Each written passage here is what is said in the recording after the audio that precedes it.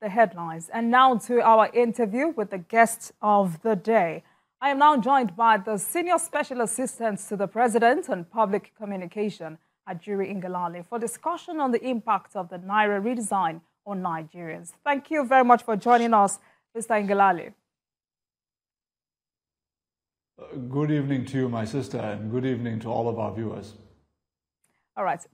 Now, let's quickly look at the impact of the Naira redesign on Nigerians. What's your take? Well, the first point of mention is there is obviously a need for us as a country to enhance financial inclusion, for us to move toward a digital cashless economy. I think that's something that all Nigerians agree on. The more of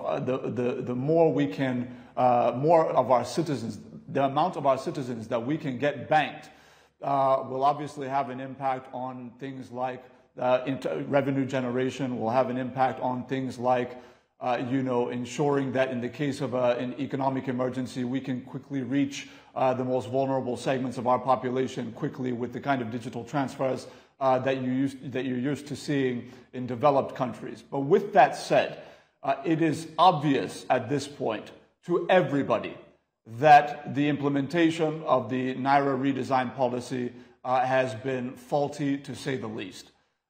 We are witnessing massive amounts of discontent.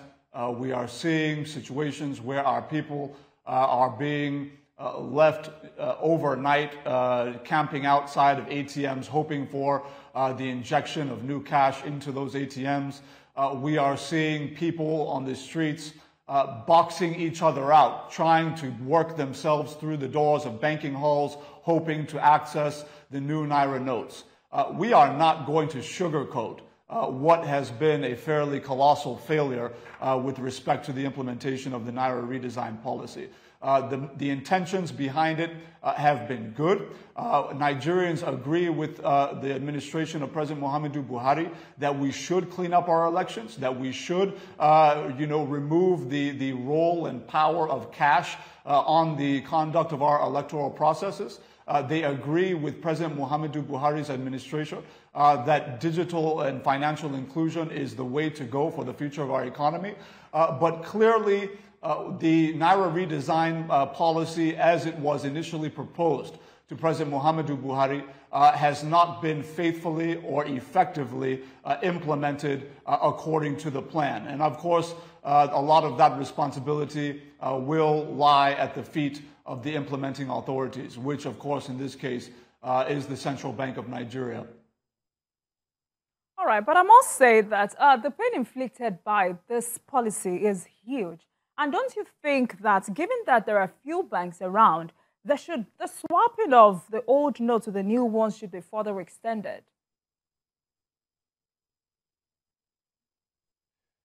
When we speak with Nigerians, I have an opportunity as the Senior Special Assistant to the President on Public Affairs to really engage with people. My job is not to give one side of the story. My job is actually to go out onto the street, to be on radio stations, to interact with our people live in real time, to ascertain what their feedback is on various policies, and to feed that back to the authorities. And ultimately, the feedback has been universal, that this policy has not been well implemented, and that there is a desire on the part of, I don't know that you can actually find a Nigerian right now, outside of maybe some interested political actors, who are saying that there should not be an extension, given the fact that around the country you're seeing the kinds of chaos and crisis that we're seeing. Look, let's be very clear about something.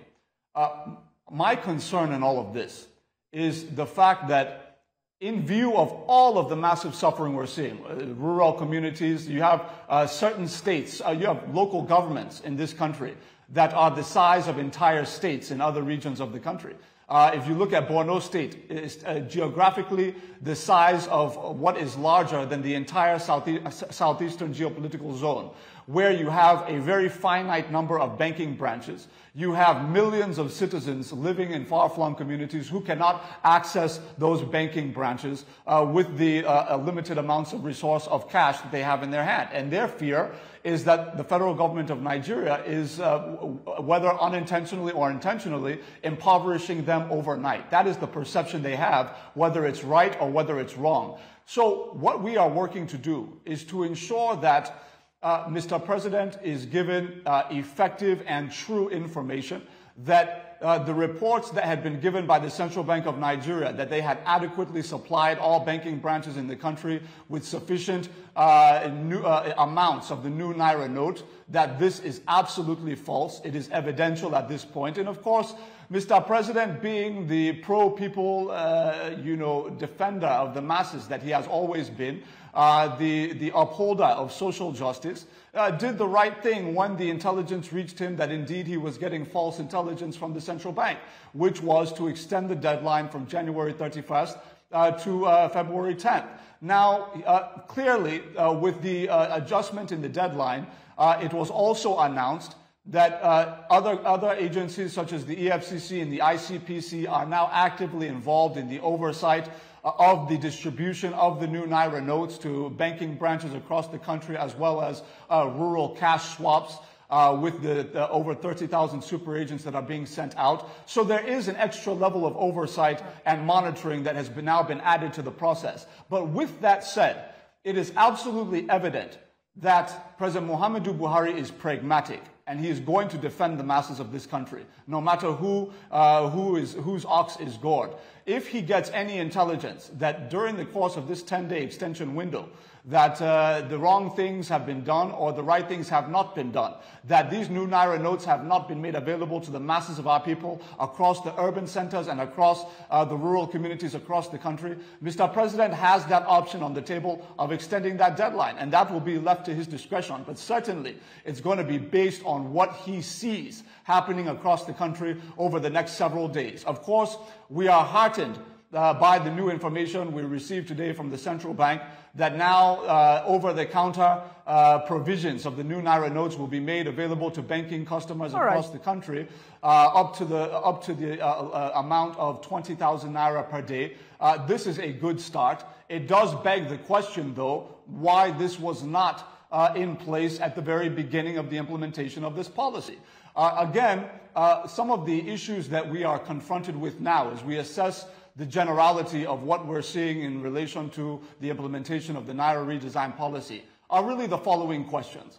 When the central bank came out on December 6th with its original press release, essentially stating that the new Naira notes would be available across banking branches across the country, and that the new withdrawal system, as we gradually transition into being a digital cashless economy, that the new withdrawal limits would be the following: 100,000 Naira per week for individuals and 500,000 Naira per week for businesses. That was the initial withdrawal limit that was announced by the central bank on December 6th. By December 21st, we now saw an amendment that said that any Nigerian citizen that goes into the bank and wants to withdraw the new Naira note, they can now do it to the tune of 500,000 Naira. All right, I would like you to kindly hold your thoughts while we go for this quick commercial break, and we'll be right back. Tonight, I have the Senior Special Assistant to the President on Public Communication, Ajuri Ngelale. We're discussing the impact of the Naira redesign on Nigerians. Mr. Ajuri, now one question that has remained on the lip of every Nigerian, or almost every Nigerian, is why are we in a hurry? And why can't the CBN give a maximum of 6 months? Thank you. Let me just say that, when I was speaking last, unfortunately, the audio cut, so I wasn't able to hear you telling me about the commercial break. But just to round up on that and to answer your question, you had that adjustment that was now made by the central bank, essentially reversing itself, saying that we're going to change the withdrawal limits to 500,000 for individuals and 5 million for companies weekly and all of that. Again, that kind of haphazard adjustment on the move, kind of makeshift type of approach to this thing, Now, as we get closer to the deadline, that is January 31st, for the old Naira notes to stop being legal tender, there was the press conference held on January 24th, where the central bank governor, Godwin Emefiele, told Nigerians almost sarcastically that, look, I don't have any good news for anybody hoping for a deadline. My apologies. Essentially saying you're on your own and all of that. It was just a few days later that Mr. President called him and said, look, all these reports that we're getting, that the new Naira notes you said that are everywhere in the country, available for everybody, that they're not out there, they're not getting it. And it was on the basis of that understanding that it was now extended. My point is that clearly we have to be working on good information, right information. And so now that we've reached this stage where everybody agrees, nobody is trying to fool anybody again, everybody agrees that there's a full-blown crisis in the country related to this situation. Now you're beginning to hear a blame game where the central bank is saying, no, it's the banks, so it's banks diverting the funds, that people are spraying it at parties and all of these kinds of things. And what we are saying is that the Central Bank of Nigeria is the only institution that has the big stick to wield on the banks. So if they're doing all of these things that you say they're doing, then why have you not sanctioned any one bank as it relates to malpractice in the conduct or implementation of the Naira redesign policy? And we think that if the sanctions are not forthcoming, then clearly there's something going on. Clearly there's something suspicious that we don't know about. So that's number one. Now, the issue of why there's a rush, I believe the timing was well intended by President Muhammadu Buhari to say, look, we do not want a situation where people who are not competent for political office are using massive amounts of money that they may have accrued over a period of time, buried in their backyards and all these kinds of things, to now use on election day to be giving people and buying votes and all of that. The intention is absolutely genuine. It's absolutely genuine on the part of the president.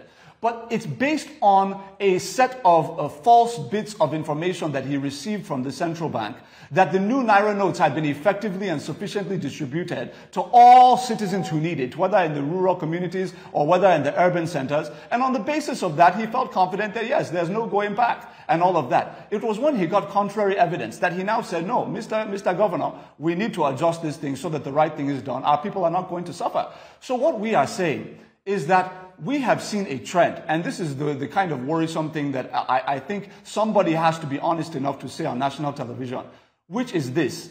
In July 2021, we had a situation where the CBN for several years, well, decades even, had been supplying cash on a weekly basis to the Bureau de Change companies in the country, the BDCs, right? For onward, distribution or lending to distribution to the parallel market, the Nigerian consumer who needs foreign exchange for school fees or whatever the case may be, and all of that. The average expenditure on BDC allocation was about $5.7 billion a year. Now, in July 2021, there was I'm mentioning this for a reason. There was a promise made that once these BDC allocations stop and we allocate that $5.7 billion annually to the banks, then Nigerian consumers will be able to go into their banks and access the dollars or the foreign exchange that they need to pay school fees and all of that hitch-free. If you need personal travel allowance, PTA, you will get it hitch-free and all of that. That is what we were told, and that is what the president was also told when the directive was given that, yes, we can stop allocation to the BDCs and all of that. What is the real situation? Since that time, from July 2021 to today, if you want PTA, it's only 25% on average of those who apply for it that get it. The money is not there. The foreign exchange is not there. The dollars we were promised in the banks, it's not forthcoming to Nigerians. My point is that there's always some sort of boogeyman that is sold to the federal government by the central bank that, look, if we take this policy direction, we will be taking this middleman out, we will take this boogeyman out, we will take this terrorist organization out, and all of that. But when we get to the point of implementation of those policies, we find that in implementation, it's just a narrow set of interests that are being advantaged at the disadvantage of the massive majority in the country. In this case, in the case of the BDCs, the banks are collecting all of those dollars. They're not distributing onward to the Nigerian customer as promised. In that case, in this particular case now that we're talking about, you have millions of people, now tens of millions of Nigerians, desperately looking for new Naira notes. And the only advantage that anybody can see, anybody accruing from the situation right now, is the kind of chaos that has generated as a result of the policy, which was totally unintended by Mr. President because he was wrongfully informed by the central bank.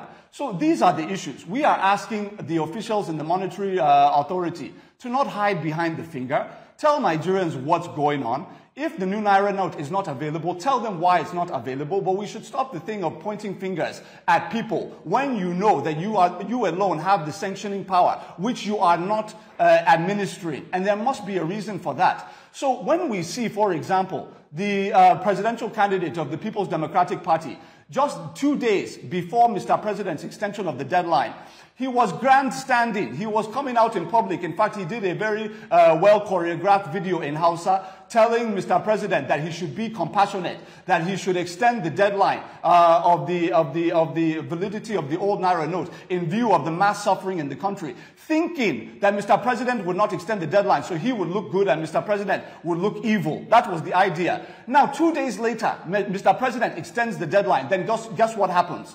Magically, the presidential candidate of the PDP, Atiku Abubakar, comes out again and reverses his position and says that no, that the central bank should not extend the deadline beyond February 10th. So we're saying if there's no political intrigue involved here, why are the political actors so adamant about how these things should go when they can see with their eyes the kind of suffering that is going on around this country? It doesn't add up.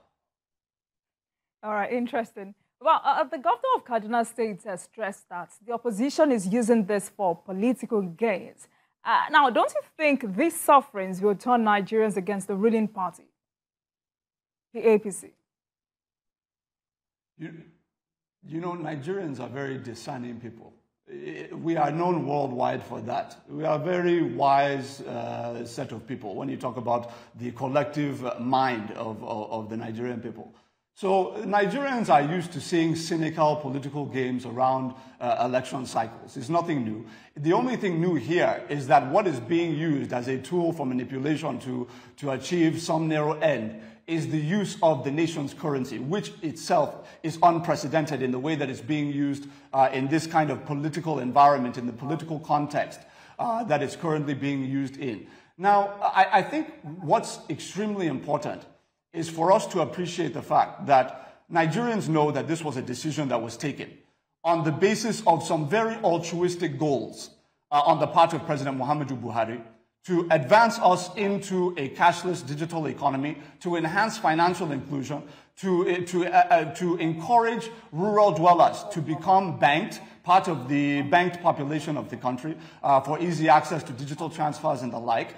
And all of these laudable objectives, and also to cut down on things like illicit terrorist financing through the mobilization of cash, and then, of course, the vote-buying aspect that we mentioned. The goals were very altruistic. The president is known. His actions have proven it over the course of 8 consecutive years now, and even date back to the 1980s when he was a former military head of state, that his intentions are good. He wants a sane and sanitized society where things work, where all Nigerians have equal opportunity to the opportunities available in our country, and all of that. Everybody knows that's the intention of the president.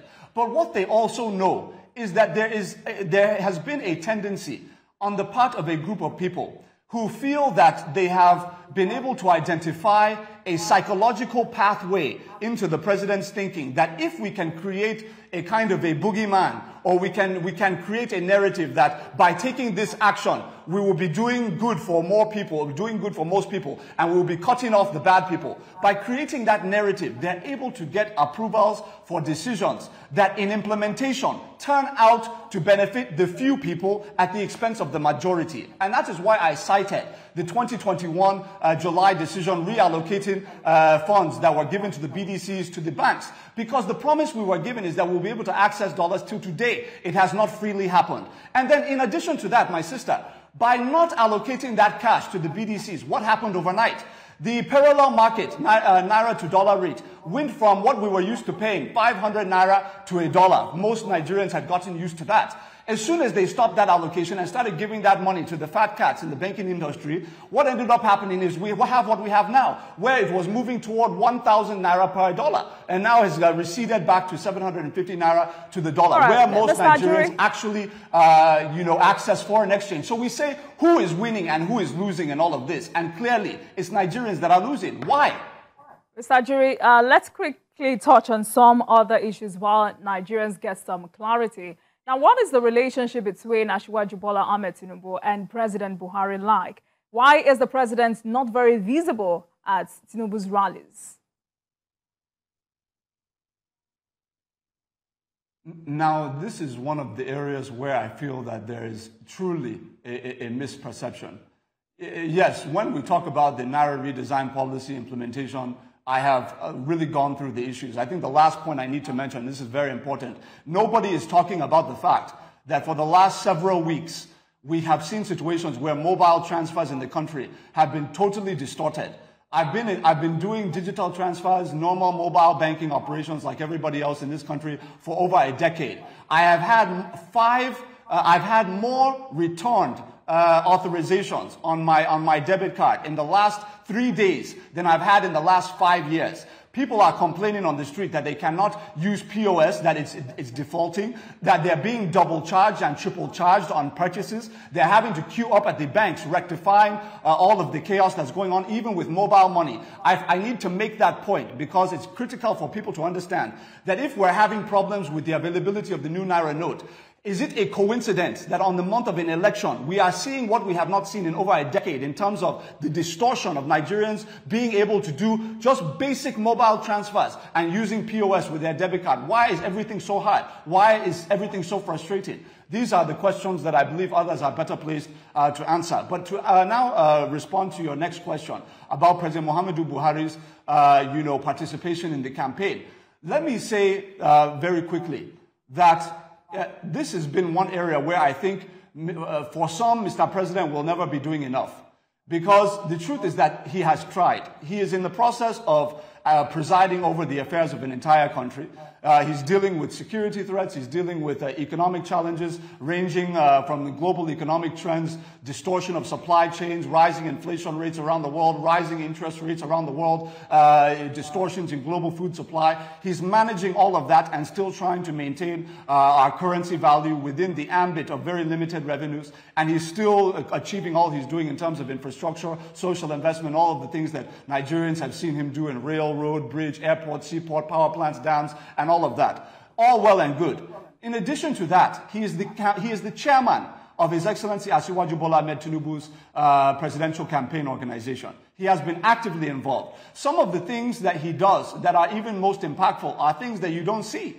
When he's welcoming various stakeholders from across the country, farmers, traditional rulers, political leaders, welcoming them into the State House, really, making sure he's galvanizing all of the various segments of society to lend the same support to His Excellency Asiwaju Bola Ahmed Tinubu that he himself has enjoyed over the course of the last 8 years. He's doing that, but that one you will not be seeing in the newspaper, but he's doing it. Now, in terms of the visible one, as I speak to you, my sister, on Saturday, he's going to be in Nasarawa to support His Excellency Asiwaju Bola Ahmed Tinubu. On Monday, he's going to be in Katsina, live at that rally in Katsina. On Thursday, he's going to be in Sokoto to support His Excellency Asiwaju Bola Ahmed Tinubu. So the question is, if what he has been doing, going to the rallies, really mobilizing people together, organizing the campaign, making sure that things are aligned very well for the victory that we all know is coming, irrespective of the conspiracies that we see out there for His Excellency Asiwaju Bola Ahmed Tinubu,